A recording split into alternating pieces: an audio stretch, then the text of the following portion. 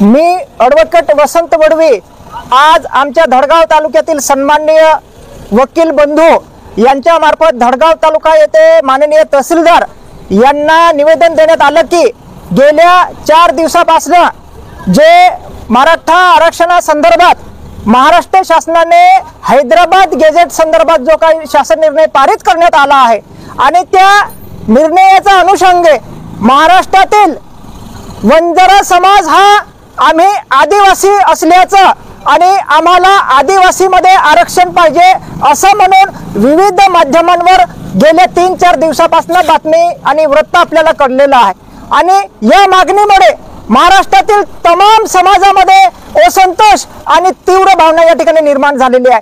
वास्तविक पाहता आजही आदिवासी समाज गरीब आहे, आजही अनेक अन्याय अत्याचार सहन करून आमचं जीवनमान आहे आणि अशा परिस्थितीमध्ये महाराष्ट्रातील कुठलाही समाज उठसूट आमच्यामध्ये आरक्षण मागण्याचा प्रयत्न करत आहे। याच्यामुळे समाजामध्ये प्रचंड असा तीव्र रोष व्यक्त करण्यात येत आहे आणि या मागणीमुळे समाजामध्ये भविष्यामध्ये तेढ निर्माण होण्यासारखी परिस्थिती निर्माण होत आहे। हे जाणून बुजून केलं जात आहे। या ठिकाणी शासनाला आमची कडकडीची विनंती आहे, आमच्या समाजामध्ये कुठल्याही समाजाला आरक्षण देऊ नये। आम्हाला या भारताचे शिल्पकार आणि या भारताचे या घटनेचे शिल्पकार भारतरत्न डॉक्टर बाबासाहेब आंबेडकर यांनी घटनात्मक आम्हाला आरक्षण दिलेलं आहे। या आरक्षणाला कुठल्याही पद्धतीने धक्का लागता कामा नये। ज्याला कोणाला आरक्षण मागायचं असेल किंवा काय मागायचं असेल त्यांनी स्वतंत्र शासनाकडे पाठपुरावा करावा आणि स्वतंत्र मागावं, त्याला आमचा विरोध नाही।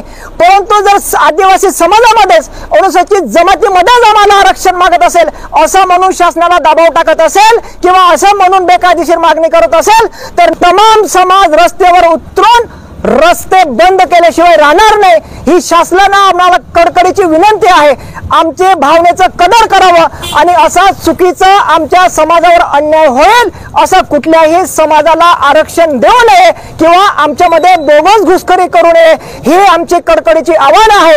जर असं चुकीचं पाऊल उचललं तर याची किंमत शासनाला मोजावी लागेल, हे आम्ही या ठिकाणी ठामपणे छाती ठोकपणे सांगतो। ॲडव्होकेट अभिजित वसावे, आज जे आम्ही निवेदन दिलं गेल्या 3-4 दिवसापासून बंजारा समाज आदिवासी समाजामध्ये आरक्षण मागण्यासंदर्भात जर धरू लागलेला आहे।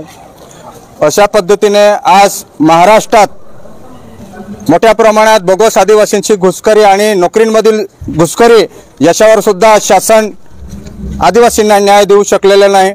अशा अवस्थेत वेगवेगळ्या समाजाशी मागण्या आणि त्या मागणीला शासनाकडून सुद्धा दुजारा देण्यासारखी परिस्थिती आज निर्माण झालेली आहे। या सर्व गोष्टींच्या आणि बोगस आदिवासींच्या मागणीचा मी धडगाव विधी संघाच्या वतीने मी निषेध करतो आणि अशा पद्धतीने नेहमी मागणी करणाऱ्या गैर आदिवासी समाजाच्या मागणीला आम्ही कुठेही 2 हात करण्यासाठी आम्ही सज्ज आहोत आणि आदिवासी समाजाच्या योजना लुटण्यासाठी फक्त आदिवासी समाजाच्या बेनिफिट मिळवण्यासाठी या गैर आदिवासींच्या मागणीला आम्ही कधी समर्थन होऊ देणार नाही आणि ज्या गैर आदिवासी समाजामध्ये आरक्षण मागू पाहत आहे त्यांनी अगोदर आदिवासींच्या पटी जन्माला यावं, मग आदिवासींचं आरक्षण घेण्याचा प्रयत्न करावा आणि अशा पद्धतीचं जर कृत्य नेहमी शासनामध्ये राहून शासनाचे लोक जर समर्थन करत असतील त्याला वेगळी किंमत मोजावी लागेल, हे आज आम्ही या निवेदनाद्वारे सांगू इच्छितो। धन्यवाद।